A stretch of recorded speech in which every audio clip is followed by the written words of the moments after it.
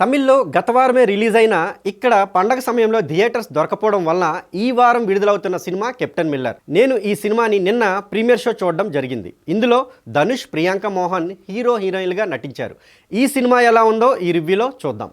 అగ్ని ధనుష్ బ్రిటిష్ సైన్యంలో చేరి కెప్టెన్ మిల్లర్గా పేరు మార్చుకుంటాడు. తన కులం వారు తన ఊరిలో అణిచివేయబడడంతో కనీసం బ్రిటిష్ సైన్యంలో అయినా చేరడం వలన గౌరవం దక్కుతుందని తెలిసి జాయిన్ అవుతాడు. కానీ బ్రిటిష్ వారు శాంతియుతంగా ధర్నా చేస్తున్న 300 మంది భారతీయులను అతి దారుణంగా అదే సైన్యంతో చంపిస్తుంది.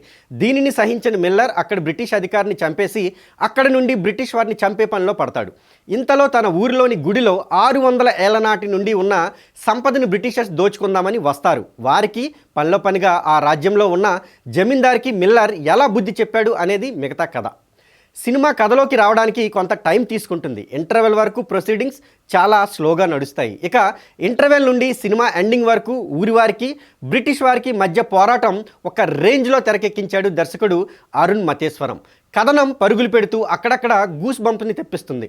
క్లైమాక్స్ కూడా చాలా బాగుంది. దర్శకుడు వెట్రిమారన్లా రా అప్రోచ్ని ఎన్నుకున్నాడు దర్శకుడు అరుణ్ మతేశ్వరన్.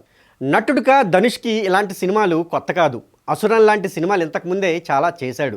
ఈ సినిమాతో కూడా మిల్లర్గా మంచి నటన కనబరిచాడు ధనుష్. భానుమతిగా ప్రియాంక మోహన్ తన పాత్రకి సరిపోయింది. మిగతా సపోర్టింగ్ రోల్స్ వారు కూడా బాగా నటించారు. అతిథి పాత్రలలో మెరిసిన సందీప్ కిషన్, శివరాజ్ కుమార్ కీలక రోల్స్లో చేశారు. టెక్నికల్గా సినిమా చాలా హై స్టాండర్డ్స్లో ఉంది. జీవి ప్రకాష్ కుమార్ బీజిఎం సినిమాకే హైలైట్. క్లైమాక్స్ ఫైట్ సీన్లో బీజిఎం గూస్ బంప్ని తెప్పిస్తుంది. ఫోటోగ్రఫీ కూడా చాలా బాగుంది. ఎడిటింగ్ ఫస్ట్ హాఫ్లో కాస్త క్రిస్ప్ చేయాల్సింది. ఫస్ట్ హాఫ్ కాస్త స్లోగా ఉన్న సెకండ్ హాఫ్ అస్సలు సీట్ నుండి కదలనీదు ఈ కెప్టెన్ మిల్లర్.